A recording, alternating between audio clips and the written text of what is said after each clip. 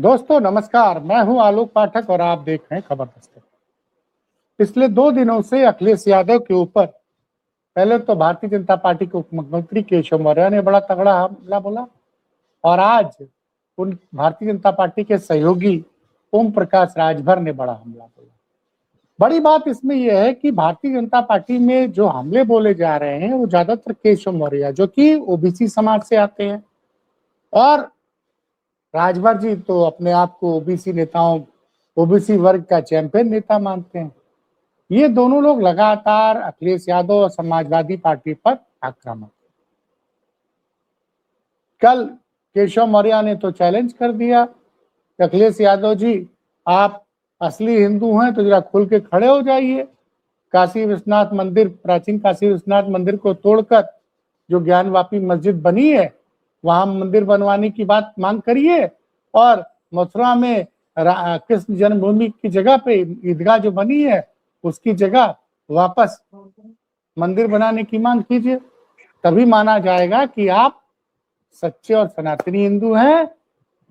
नहीं तो ये माना जाएगा कि आप जालीदार टोपी पहने वाले इंसान। अब ये तो केशव जी का बयान था। मनोज जी, कि केशव जी कल से बड़ा बता रहे हैं कि भाई आप अखिलेश जी सच्चे सनातनी हिंदू नहीं है।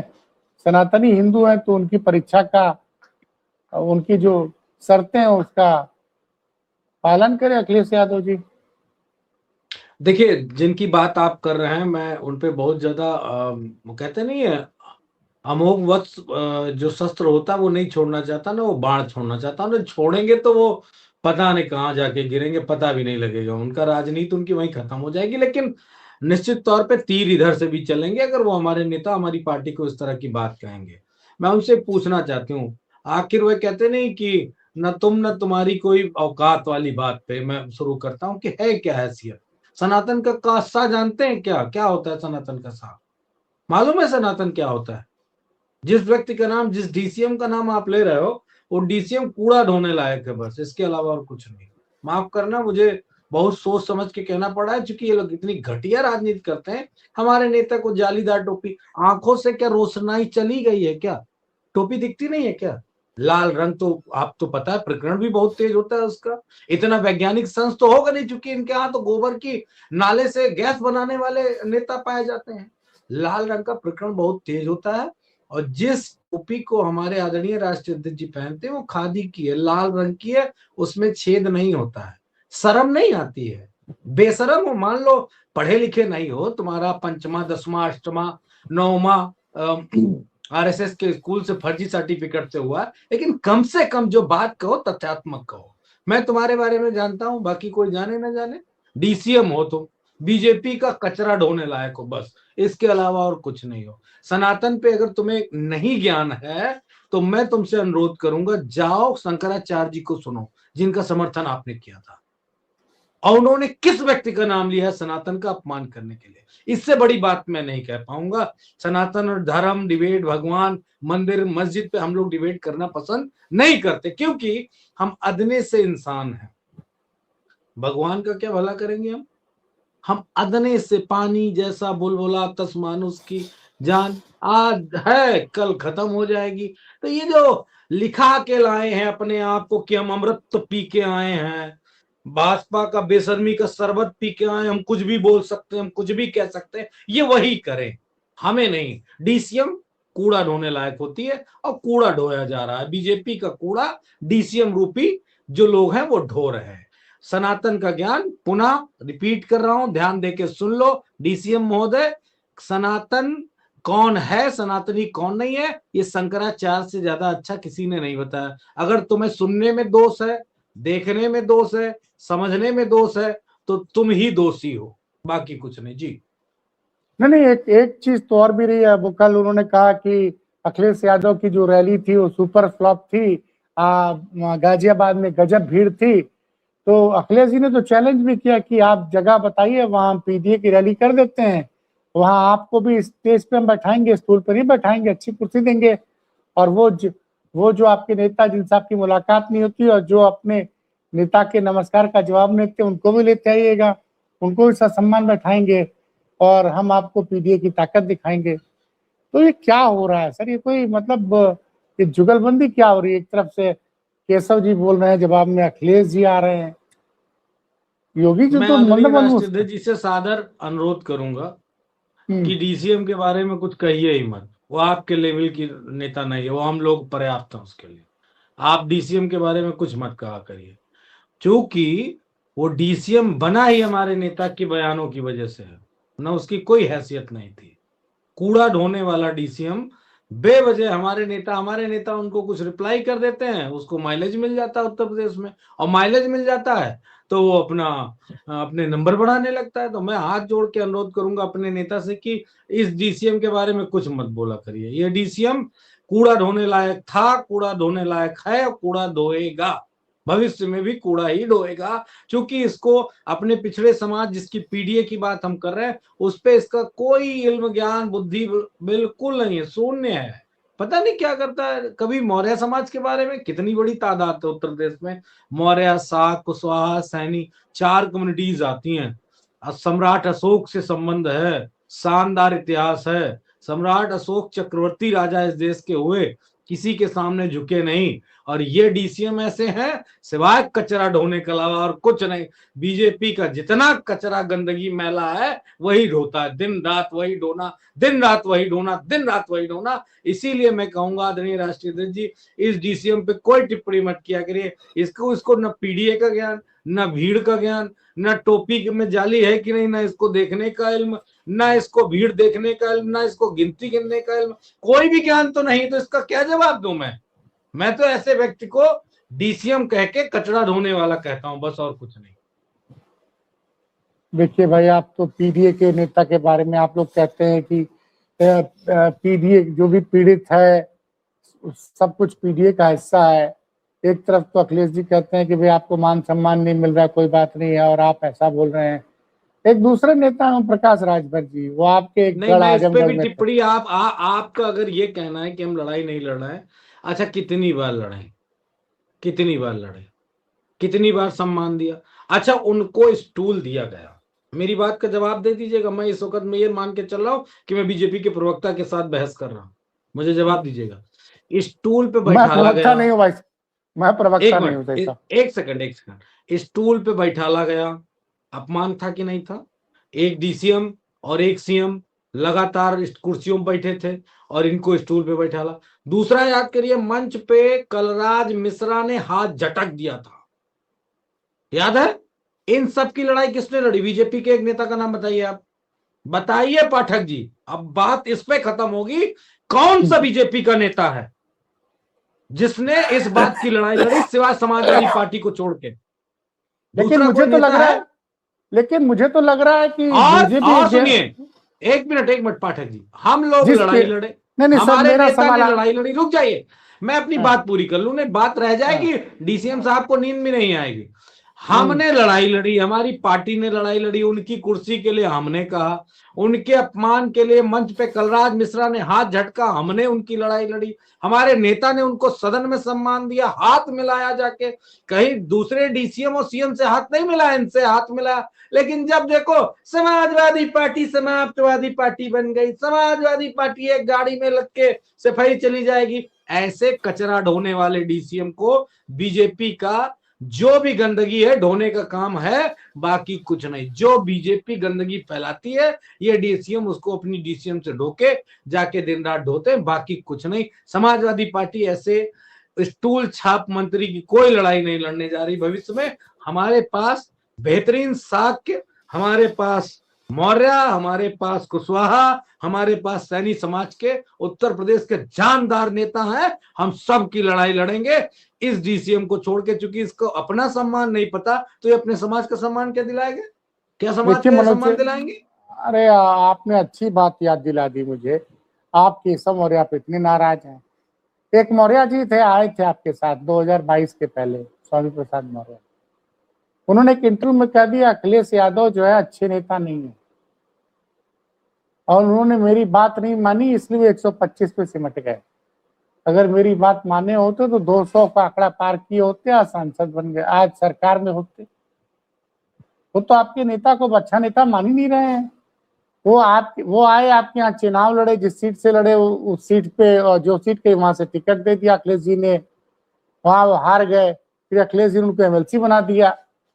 ये मौर्य समाज के जो दोनों बड़े नेता हैं, चाहे केशव मौर्य चाहे स्वामी प्रसाद मौर्य, ये दोनों लोग को क्या परेशानी है आपके नेताजी से? और अब स्वामी प्रसाद मौर्य को तो बड़ा सम्मान दिया था अखिलेश यादव जी ने, वो कह रहे हैं उनको नेतागिरी आती ही नहीं है। इनकी सबकी एक ही बीमारी है, डीसीएम से सीएम बनना चाहते हैं और इनको पूछ कोई नहीं रहा। दूसरे वालों के बारे में कमेंट करने की बिल्कुल इच्छा नहीं, लेकिन उनके लिए सिर्फ इतना, जितने उनकी सिफारिश पर टिकट दिए गए थे उत्तर प्रदेश में 2022 के विधानसभा के चुनाव में, उतने तो समाजवादी पार्टी के वरिष्ठ नेता के भी सिफारिश पे नहीं टिकट दिए गए। इससे बड़ी ज्यादा बात मैं कुछ कर रहे नहीं हैं, कहना चाहूंगा।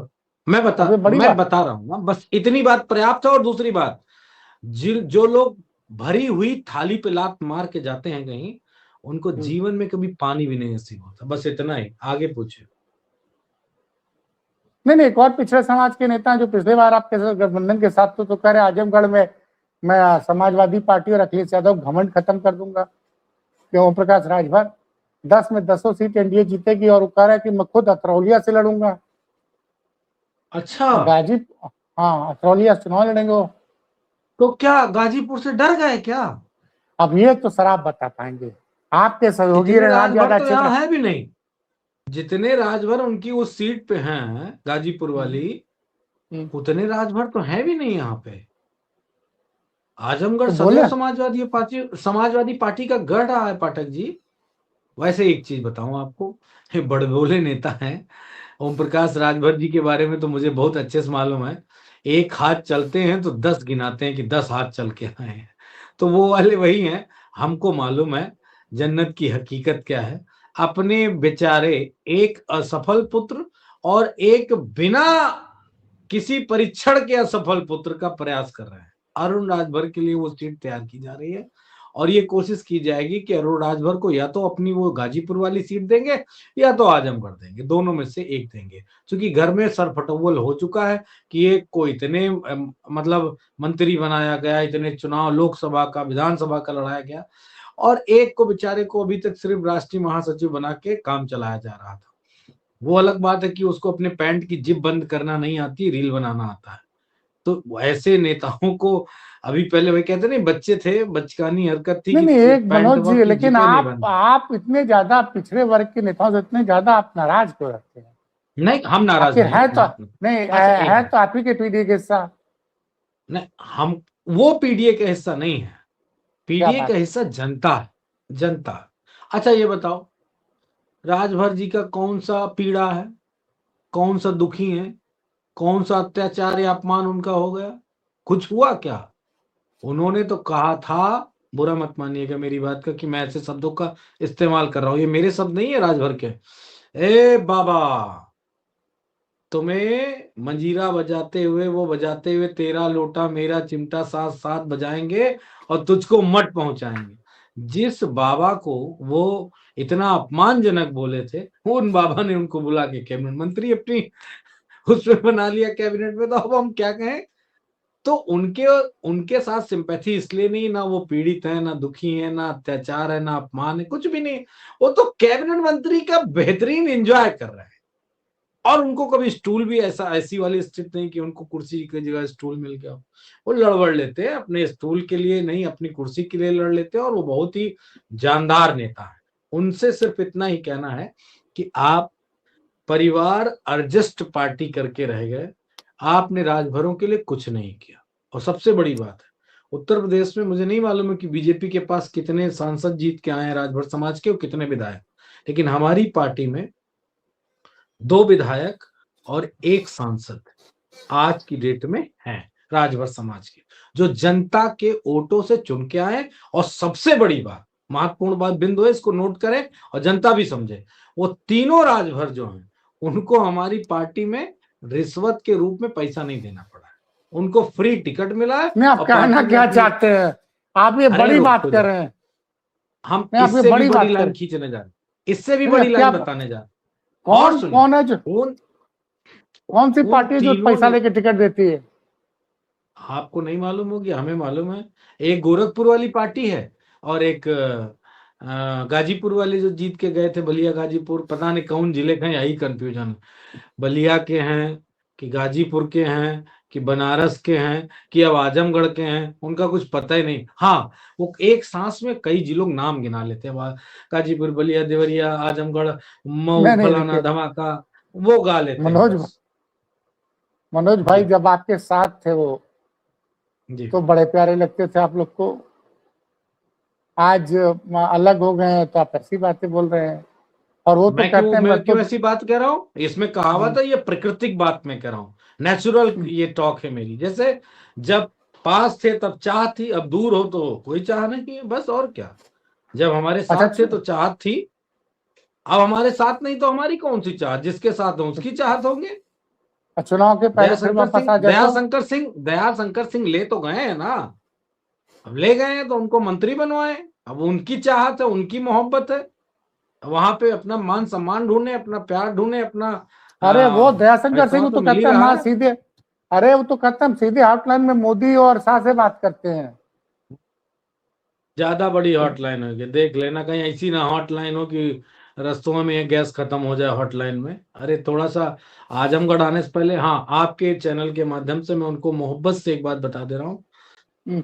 वो गाजीपुर था जो समाजवादी पार्टी से आप जीत गए, ये आजमगढ़ है, नहीं नहीं, लेकिन यहाँ छुक जहुराबाद से छुक वो कर तेल भाजपा के निकल साथ गया। भी जीते हैं मनोज भाई। 2017 में पहली बार विधायक बने थे वो, तो भारतीय हाँ, जनता पार्टी के साथ गठबंधन करके जीते थे। तो 17 में हिंदू जहुराबाद। मुसलमान बहुत चरम पे था। 17 में हिंदू मुसलमान बहुत चरम पे था। हम्म। अब चरमोत्कर्ष से खत्म होकर नीचे आ गया है, फर्श पे।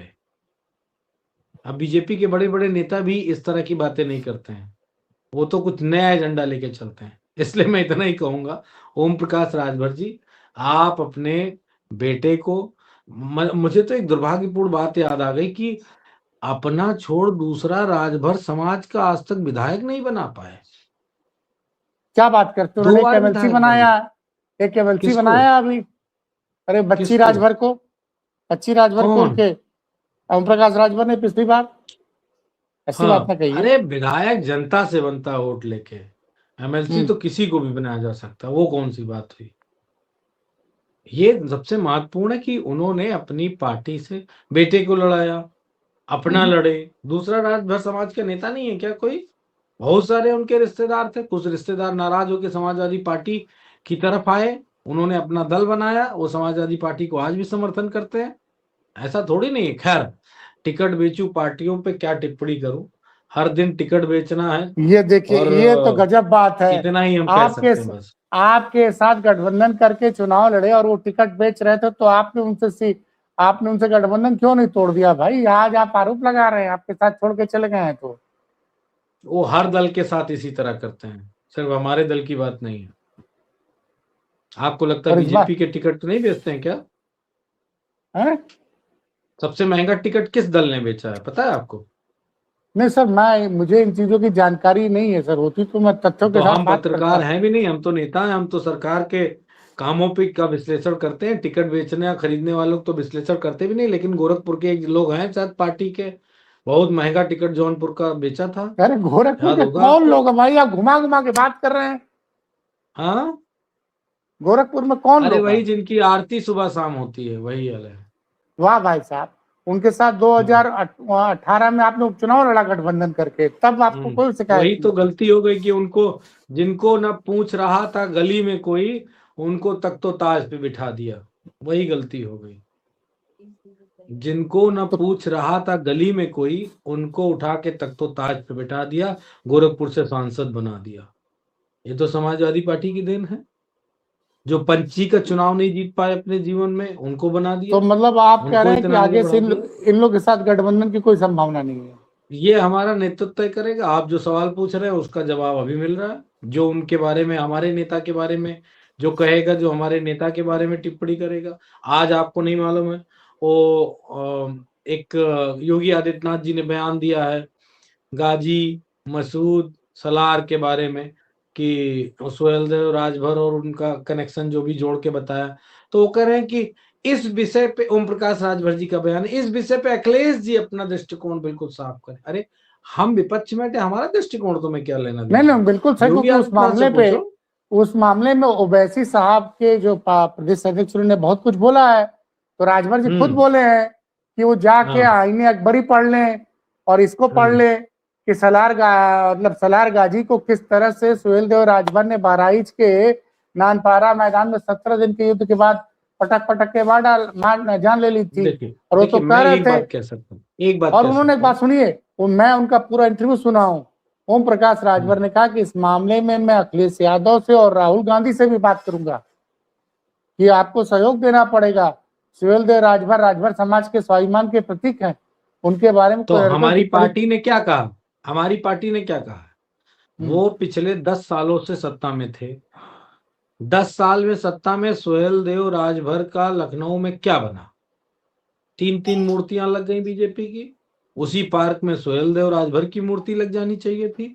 उतनी अदम अरे मनोज भाई, मैं एक चीज समझ नहीं पा रहा हूँ। एक मिनट, समाजवादी पार्टी, हमारे नेता आदरणीय अखिलेश यादव जी ने कहा है कि जिस दिन हमारी सरकार उत्तर प्रदेश में बनेगी 2027 में, गोमती रिवर फ्रंट पर सोने की मूर्ति बनेगी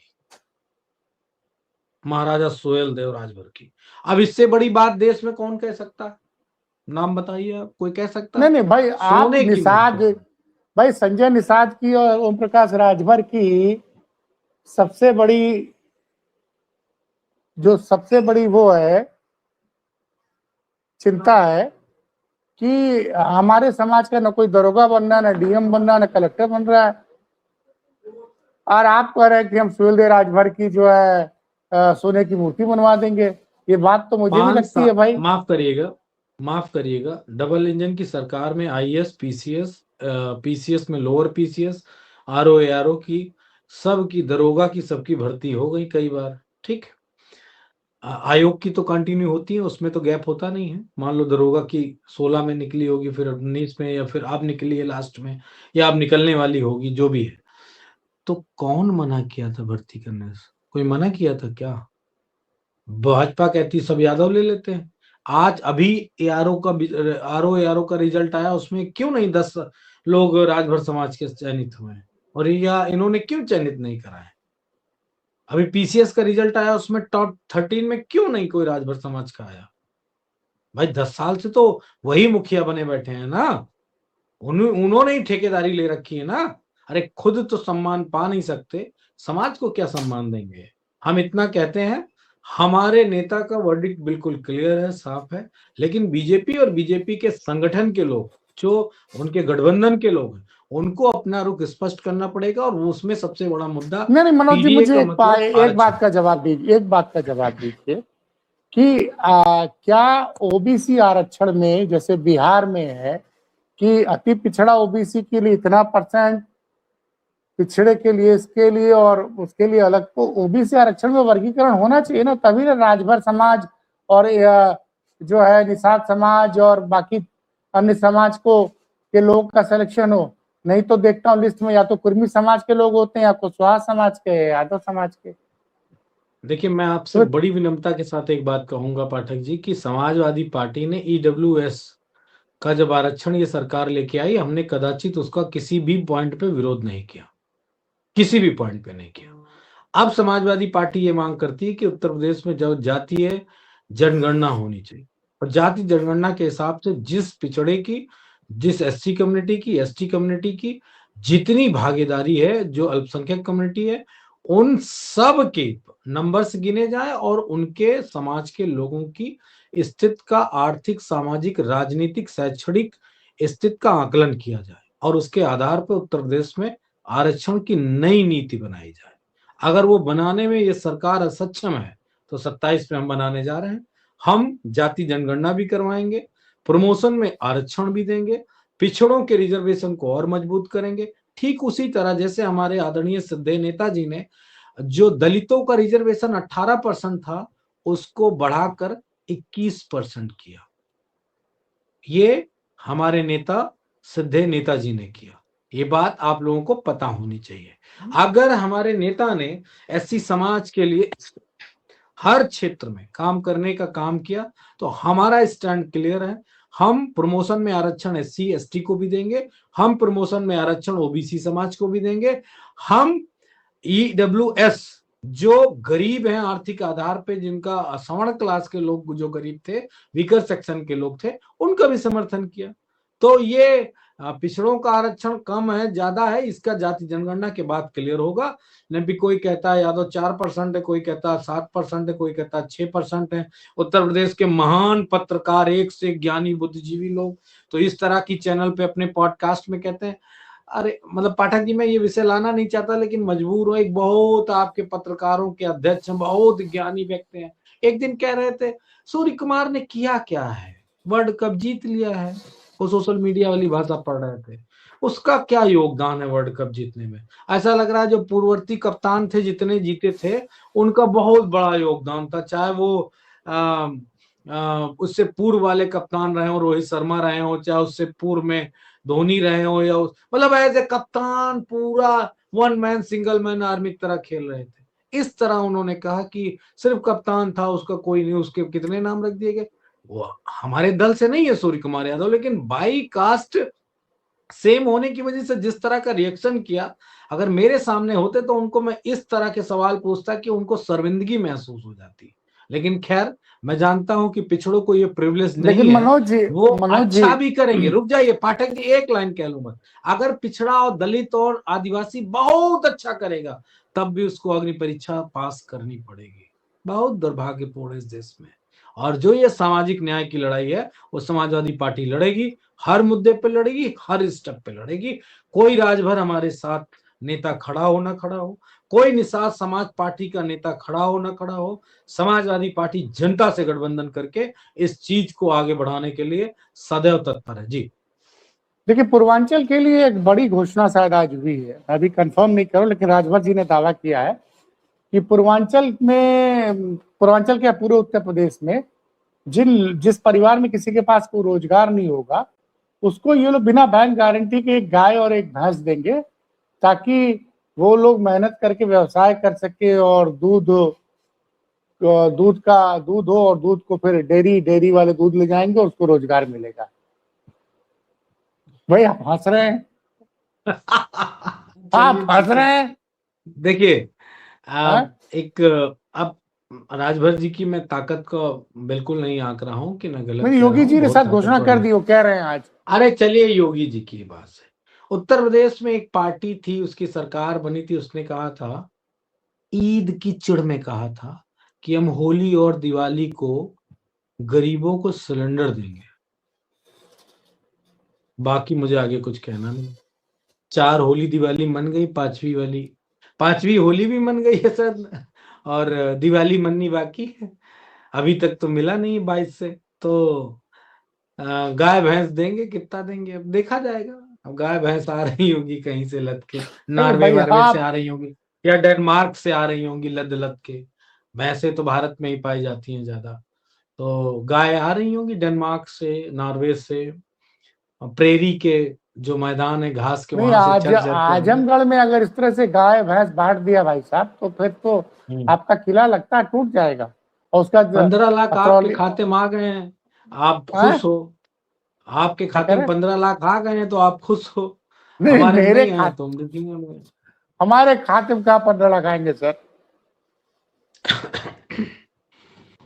अभी हमारे खाते में शंकराचार्य जी कहाँ? ने बड़ी बात कही है। हम्म। शंकराचार्य ने कहा है कि हमारी गाय माता को कटवाने वाला सनातनी नहीं और वो हिंदू नहीं। तो जो आदमी शंकराचार्य के आरोपों का जवाब न दे पा रहा हो, उसके किसी वादे को समाजवादी पार्टी सीरियस नहीं लेती। चलिए, सब बड़ी हाँ, बात आपने कह दी। ये रिश्वत स्वरूप हो सकता है, 10,000 15,000 बांटने का काम करेंगे, उसकी व्यवस्था समाजवादी पार्टी ने कर रखी है। वोट खरीदने नहीं देंगे, और पैसा भी ले लेंगे, वोट भी नहीं देने देंगे, ये भी तय है। ये उत्तर प्रदेश है।